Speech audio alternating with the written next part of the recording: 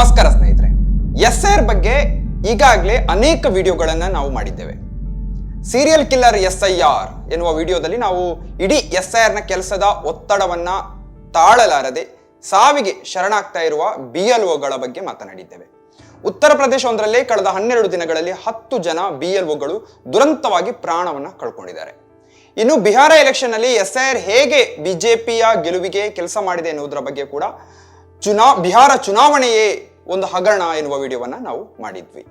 ಹಾಗೆ ಎಸ್ಐಆರ್ ಎನ್ನುವುದು ರಾಜಕೀಯ ಹತ್ಯಾಕಾಂಡ, ಅದು ಭಾರತವನ್ನ ಹಿಂದೂ ಪಾಕಿಸ್ತಾನ ಮಾಡುವ ಒಂದು ಕುತಂತ್ರ ಅಂತ ಕಟುವಾಗಿ ಟೀಕಿಸಿರುವಂತ ಅರ್ಥಶಾಸ್ತ್ರಜ್ಞ ಪರಕಾಲ ಪ್ರಭಾಕರ್ ಅವರ ಜೊತೆಗೆ ಒಂದು ಸಂವಾದವನ್ನ ಕೂಡ ನಡೆಸಿದ್ವಿ. ಇವತ್ತು ಇದೆಲ್ಲ ವಿಚಾರಗಳಿಗೆ ಪೂರಕವಾದ ಭಯಾನಕವಾದ ಕೆಲವು ಸಂಗತಿಗಳನ್ನ ನಿಮಗೆ ಹೇಳ್ತೇವೆ. ಬಿಜೆಪಿ ಚುನಾವಣಾ ಪ್ರಚಾರದಲ್ಲಿ, ರ್ಯಾಲಿಗಳಲ್ಲಿ, ಸೋಷಿಯಲ್ ಮೀಡಿಯಾದಲ್ಲಿ ಮುಸಲ್ಮಾನರ ಬಗ್ಗೆ ಅತ್ಯಂತ ನೀಚವಾದ ಹೇಳಿಕೆಗಳನ್ನು ಕೊಡ್ತಾ ಈ ಎಸ್ಐಆರ್ ಅನ್ನ ಪ್ರಚಾರ ಮಾಡ್ತಾ ಇದೆ.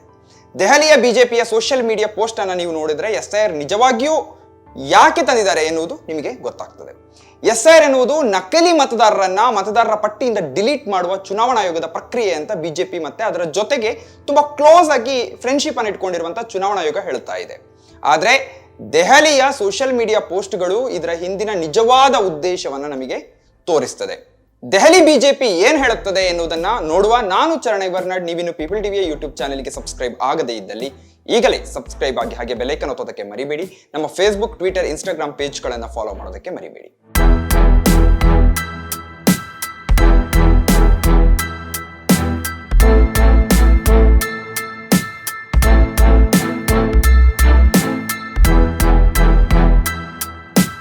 ಡಿಸೆಂಬರ್ 1ರಂದು ದೆಹಲಿ ಬಿಜೆಪಿಯ ಎಕ್ಸ್ ಅಕೌಂಟ್ ನಲ್ಲಿ ಒಂದು ಪೋಸ್ಟ್ ಮಾಡಲಾಗಿತ್ತು. ವಿರೋಧ ಪಕ್ಷದ ನಾಯಕ ರಾಹುಲ್ ಗಾಂಧಿ, ಆಮೇಲೆ ಅರವಿಂದ್ ಕೇಜ್ರಿವಾಲ್, ಅಖಿಲೇಶ್ ಯಾದವ್ ಮತ್ತೆ ಮಮತಾ ಬ್ಯಾನರ್ಜಿ ಅವರನ್ನ ಮುಸಲ್ಮಾನರ ಬಟ್ಟೆಯನ್ನು ತೋರಿಸಿ ಆ ಪೋಸ್ಟ್ ಅನ್ನ ಡಿಸೈನ್ ಮಾಡಲಾಗಿತ್ತು. ಈ ಪೋಸ್ಟ್ ನಲ್ಲಿ ಇವರನ್ನ ಗುಸ್ಪತಿಯೋಂಕೋ ಭಾಯ್ ಜಾನ್ ಅಂತ, ಅಂದ್ರೆ ನುಸುಳುಕೋರರ ಸಹೋದರರು ಅಂತ ಕರೆಯಲಾಗಿದೆ. ಕ್ಯಾಪ್ಷನ್ ನೋಡಿ, ಎಸ್ಐಆರ್ ನಿಂದ ಹೆಚ್ಚು ಕಿರಿಕಿರಿಗೊಂಡವರು ನುಸುಳುಕೋರರ ಬಗ್ಗೆ ಸಹಾನುಭೂತಿ ಹೊಂದಿರುವವರು ಅಂತ ಬರೆಯಲಾಗಿದೆ. ವಿಪಕ್ಷಗಳ ನಾಯಕರನ್ನ ನುಸುಳುಕೋರರ ಸಹೋದರು ಅಂತ ಕರೆದು ಅವರಿಗೆ ಮುಸಲ್ಮಾನರ ಬಟ್ಟೆಯನ್ನ ತೊಡಿಸಲಾಗಿದೆ. ಪ್ಯೂರ್ಲಿ ಇಸ್ಲಾಮೋಫೋಬಿಕ್. ಸಾಮಾನ್ಯವಾಗಿ ಬಾಂಗ್ಲಾದೇಶ ಮತ್ತೆ ಮ್ಯಾನ್ಮಾರ್ನಿಂದ ಬಂದಿರುವಂತಹ ದಾಖಲೆ ರಹಿತ ವಲಸಿಗರನ್ನ ನುಸುಳುಕೋರರು ಅಂತ ಕರೀತಾರೆ. ಆದ್ರೆ ಬಿಜೆಪಿ ಈ ನುಸುಳುಕೋರರು ಎನ್ನುವ ಪದವನ್ನ ಭಾರತದ ಎಲ್ಲ ಮುಸಲ್ಮಾನರಿಗೆ ಬಳಸ್ತದೆ. ಎಲ್ಲೆಲ್ಲ ಭಾಷಣ ಮಾಡ್ತಾರೆ ಅಲ್ಲೆಲ್ಲ ಬಿಜೆಪಿ ನಾಯಕರು ನುಸುಳುಕೋರರು ಅಂತ ಮುಸಲ್ಮಾನರನ್ನ ಕರೀತಾರೆ. ಮುಸಲ್ಮಾನರನ್ನ ಟಾರ್ಗೆಟ್ ಮಾಡೋದಕ್ಕೆ ಈ ಪದವನ್ನ ಬಳಸ್ತಾರೆ. ಈ ಜೂನ್ ನಲ್ಲಿ 2025ರ ಜೂನ್ ನಲ್ಲಿ ಬಿಹಾರದಲ್ಲಿ ಎಸ್ಐಆರ್ ಪ್ರಕ್ರಿಯೆ ಶುರುವಾಯಿತು. ಅಂದಿನಿಂದ ವಿಪಕ್ಷಗಳು ಮತ್ತು ಭಾರತದ ಪ್ರಜ್ಞಾವಂತರು ಚುನಾವಣಾ ಆಯೋಗಕ್ಕೆ ಪ್ರಶ್ನೆಗಳನ್ನ ಕೇಳ್ತಲೇ ಇದ್ದಾರೆ. ಆದ್ರೆ ಚುನಾವಣಾ ಆಯೋಗ ಸ್ಪಷ್ಟವಾದ ಉತ್ತರವನ್ನ ಕೊಡ್ತಾ ಇಲ್ಲ. ಎಸ್ಐಆರ್ ನಲ್ಲಿ ಮತದಾರರ ಪಟ್ಟಿಯಿಂದ ದಾಖಲೆ ರಹಿತ ವಲಸಿಗರ ಹೆಸರನ್ನ ಡಿಲೀಟ್ ಮಾಡಲಾಗ್ತದೆ ಅಂತ ಬಿಜೆಪಿ ಹೇಳುತ್ತದೆ. ಅಸಲಿಗೆ ಮುಸಲ್ಮಾನರು, ದಲಿತರು ಮತ್ತೆ ಆದಿವಾಸಿಗಳ ಹೆಸರುಗಳನ್ನ ಡಿಲೀಟ್ ಮಾಡ್ತಾ ಇದ್ದಾರೆ. ವೋಟ್ ಹಾಕಲು ಬೂತಿಗೆ ಹೋದಾಗ ಅವರ ಹೆಸರೇ ಇಲ್ಲ. ನುಸುಳುಕೋರರು ಎನ್ನುವ ಪದವನ್ನ ಪ್ರಧಾನಿ ಮೋದಿ ಅವರು ಪದೇ ಪದೇ ಬಿಹಾರ ಎಲೆಕ್ಷನ್ ನ ಕ್ಯಾಂಪೇನ್ ನಲ್ಲಿ ಬಳಸಿದ್ರು. ಒಂದು ರ್ಯಾಲಿಯಲ್ಲಂತೂ ಅವರು ಬಿಹಾರದ ಭವಿಷ್ಯವನ್ನು ಯಾರು ನಿರ್ಧರಿಸ್ತಾರೆ, ನೀವೋ ಅಥವಾ ನುಸುಳುಕೋರರು ಅಂತ ಅವರು ಹೇಳಿದ್ರು. ಕೇಂದ್ರ ಗೃಹ ಸಚಿವ ಅಮಿತ್ ಶಾ ಅವರು ಎಸ್ಐಆರ್ ಪ್ರಕ್ರಿಯೆಯ ಮೂಲಕ ಬಿಹಾರದ ಮತದಾರರ ಪಟ್ಟಿಯಿಂದ ದಾಖಲೆ ರಹಿತ ವಿದೇಶಿಗರನ್ನ ತೆಗೆದುಹಾಕಲಾಗಿದೆ ಅಂತ ಹೇಳ್ತಾರೆ. ಆದ್ರೆ ಎಲೆಕ್ಷನ್ ಮುಗ್ದಿದೆ. ಎಸ್ಐಆರ್ ನಲ್ಲಿ ಇಂತಹ ಎಷ್ಟು ಜನ ನುಸುಳುಕೋರರ ಹೆಸರನ್ನ ಡಿಲೀಟ್ ಮಾಡಲಾಗಿದೆ ಎನ್ನುವುದನ್ನ ಚುನಾವಣಾ ಆಯೋಗ ಇನ್ನೂ ಕೂಡ ಹೇಳಿಲ್ಲ. ಚುನಾವಣಾ ಆಯೋಗದಿಂದ ಲಭ್ಯ ಇರುವ ದತ್ತಾಂಶಗಳ ಡೇಟಾವನ್ನು ಇಟ್ಟುಕೊಂಡು ದಿ ವೈರ್ ಒಂದು ವರದಿಯನ್ನು ಮಾಡಿತ್ತು. ಈ ವರದಿಯ ಪ್ರಕಾರ ಎಸ್ಐಆರ್ ಸಮಯದಲ್ಲಿ ಬಿಹಾರದ ಮತದಾರರಲ್ಲಿ ವಿದೇಶಿ ಪ್ರಜೆಗಳ ಸಂಖ್ಯೆ ಒಟ್ಟು ಮತದಾರರಲ್ಲಿ ಕೇವಲ 0.012% ಅಷ್ಟೇ, 0.012% ಅಷ್ಟೇ ಇತ್ತು. ಈಗ ಬೇರೆ ಬೇರೆ ರಾಜ್ಯಗಳಲ್ಲಿ ಈ ನುಸುಳುಕೋರರನ್ನ ಹಿಡಿದು ಗೂಡಿನೊಳಗೆ ಹಾಕೋದಕ್ಕೆ ಎಸ್ಐಆರ್ ನಡೀತಾ ಇದೆ. ಅವರ ಹೆಸರನ್ನ ಮತದಾರರ ಪಟ್ಟಿಯಿಂದ ಡಿಲೀಟ್ ಮಾಡ್ತೇವೆ ಅಂತ ಬಿಹಾರದಲ್ಲಿ ಮಾಡಿದ ಹಾಗೆ ಭಾರತೀಯರ ಹೆಸರನ್ನೇ ಡಿಲೀಟ್ ಮಾಡ್ತಾರೆ ಎನ್ನುವುದರಲ್ಲಿ ಯಾವುದೇ ಸಂಶಯ ಇಲ್ಲ. ಇತ್ತೀಚಿನ ಕೆಲವು ದಿನಗಳಿಂದ ಬಿಜೆಪಿ ಎಸ್ಐಆರ್ ಬಗ್ಗೆ ಜಾಗೃತಿ ಮೂಡಿಸೋದಕ್ಕೆ ಏನೇನೋ ಹೊಲಸು ಕೆಲಸಗಳನ್ನ ಮಾಡ್ತಾ ಇದೆ. ಇಲ್ಲೊಂದು ಪೋಸ್ಟ್ ಇದೆ. ಇದರಲ್ಲಿ ಒಂದು ಹೆಂಗಸು ತನ್ನ ಮನೆಯ ಕೆಲಸದಾಕಿಗೆ ಎಸ್ಐಆರ್ ಬಗ್ಗೆ ವಿವರಣೆಯನ್ನ ಕೊಡ್ತಾಳೆ. ನೋಡಿ, ಇದರಲ್ಲಿ ಈ ಮನೆಯ ಹೆಂಗಸು ಹೀಗೆ ಹೇಳ್ತಾ ಇದ್ದಾಳೆ. पर एसआईआर को लेकर बहुत बड़ी खबर इस वक्त आ रही है. चुनाव आयोग ने अधिकारियों को अब तैयार रहने को कहा. क्या होगा इस एसआईआर से? अरे वो वजीरपुर वाली अवैध बस्ती याद है? हाँ. कैसे घुस बैठी है, उसमें जमीन कब्जा करके रहने लगे हैं. हाँ आंटी जी, उन्होंने तो फर्जी वोटर कार्ड और कागज पत्र सब तैयार करा लिया है.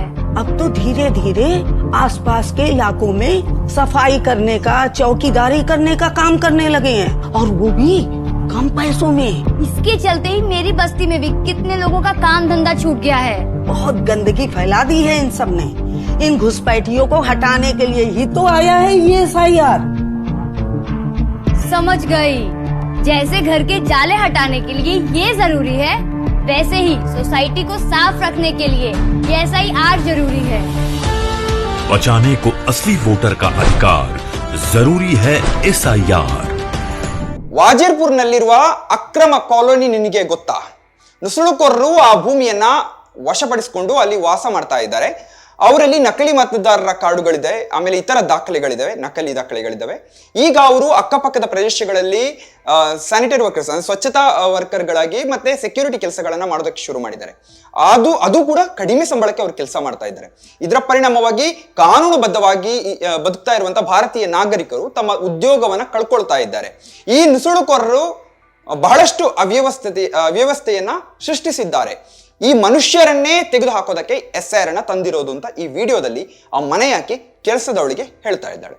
ಒಂದು ಘಟನೆ ನೋಡಿ. ಈ ವರ್ಷದ ಜೂನ್ ನಲ್ಲಿ ದೆಹಲಿ ಪೊಲೀಸರು ಸೋನಾಲಿ ಖಾತೂನ್ ಎನ್ನುವಂತಹ ಒಬ್ಬ ಗರ್ಭಿಣಿ ಮಹಿಳೆ ಮತ್ತೆ ಆಕೆಯ 6 ವರ್ಷದ ಮಗುವನ್ನ ಭಾರತದಿಂದ ನುಸುಳುಕೋರರು ಅಂತ ಬಾಂಗ್ಲಾದೇಶಕ್ಕೆ ಗಡಿಪಾರು ಮಾಡಿದ್ರು. ಬಾಂಗ್ಲಾದೇಶದ ನುಸುಳುಕೋರರು ಅಂತ ಅವರನ್ನ ಬಂಧನ ಮಾಡಿ ಆಮೇಲೆ ತಗೊಂಡೋಗಿ ಬಾಂಗ್ಲಾದೇಶದಲ್ಲಿ ಬಿಟ್ರು. ಅಸಲಿಗೆ ಇವರು ಬೀರ್ಭೂಮ್ನ ಮುರರೈ ಎನ್ನುವಂತಹ ಗ್ರಾಮದವರು. ಇವರು 100ಕ್ಕೂ ಹೆಚ್ಚು ದಿನ ಬಾಂಗ್ಲಾದೇಶದ ಜೈಲಿನಲ್ಲಿ ಚಿತ್ರಹಿಂಸೆಯನ್ನು ಅನುಭವಿಸಿದ್ರು.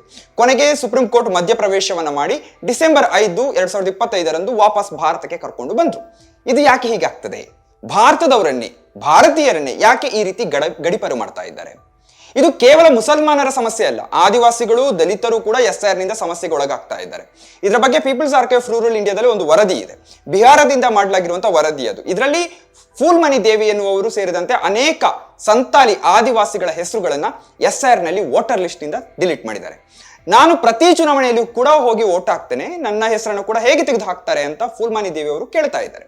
ಹಾಗಾದ್ರೆ SIR ಅಂದ್ರೆ ಏನು ಎನ್ನುವ ಪ್ರಶ್ನೆ ಬರ್ತದೆ. ಇವರು ಹೇಳುವುದು SIR ನ ನಿಜವಾದ ಉದ್ದೇಶವೋ ಅಥವಾ ಇದರ ದುರುದ್ದೇಶ ಬೇರೆ ಇದೆಯಾ? ಹಾಗಾದ್ರೆ ಇವರು SIR ನಲ್ಲಿ ನುಸುಳುಕೋರ ಇಲಿಗಳನ್ನ ಹಿಡಿತೀವಿ ಅಂತ ಭಾರತದಲ್ಲೇ ಹುಟ್ಟಿ ಬೆಳೆದಿರುವಂತ ಜನರನ್ನ ಹಿಡಿತಾ ಇದ್ದಾರ. ಹಂದಿಗಳಂತೆ ಚಿತ್ರಿಸ್ತಾ ಇದ್ದಾರೆ. ಇವರು ಹಂದಿಗಳನ್ನ ಓಡಿಸ್ತಾ ಇದ್ದಾರೆ. ಇವರು ಹಂದಿಗಳು ಅಂತ, ನುಸುಳುಕೋರರು ಅಂತ ಹೇಳ್ಕೊಂಡು ಹಂದಿಗಳನ್ನ ಅವ್ರ ಜೊತೆ ಕಂಪೇರ್ ಮಾಡಿ ಭಾರತದ ಜನರನ್ನೇ ಕಂಪೇರ್ ಮಾಡ್ತಾ ಇದ್ದಾರೆ.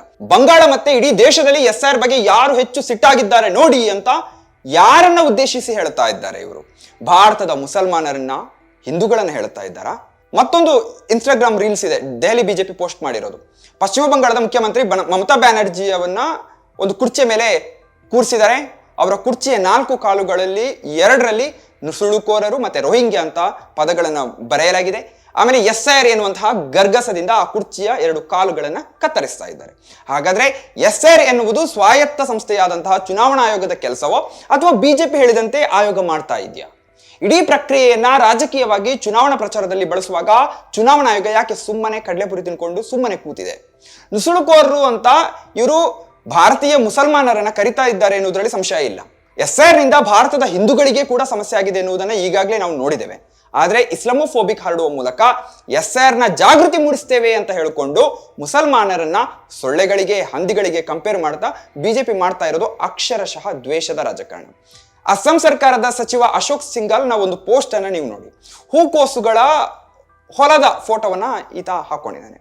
ಬಿಹಾರ ಹೂಕೋಸು ಕೃಷಿಯನ್ನ ಅನುಮೋದಿಸಿದೆ ಅಂತ ಕ್ಯಾಪ್ಷನ್ ಅನ್ನ ಆತ ಕೊಟ್ಟಿದ್ದಾನೆ.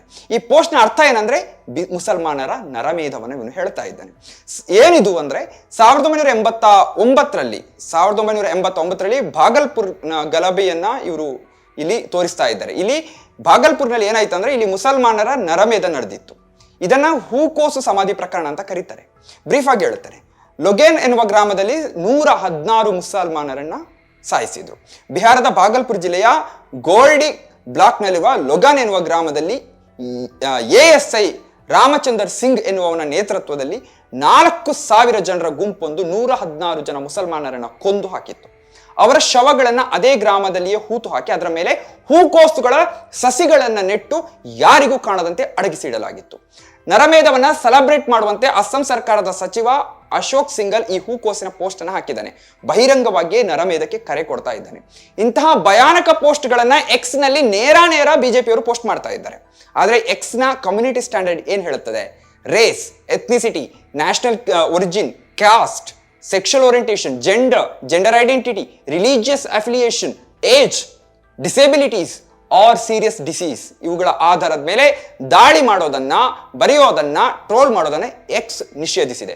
ಆದ್ರೂ ಇಂತಹ ಪೋಸ್ಟ್ಗಳು ತುಂಬಾ ಓಡಾಡ್ತಾ ಇದಾವೆ. ಈ ಹಿಂದೆ 2022 ಫೆಬ್ರವರಿಲಿ ಗುಜರಾತ್ನ ಬಿಜೆಪಿ ಮಾಡಿದಂತ ಒಂದು ಇಸ್ಲಾಮೋಫೋಬಿಕ್ ಪೋಸ್ಟ್ ಅನ್ನ ಎಕ್ಸ್ ಡಿಲೀಟ್ ಮಾಡಿತ್ತು.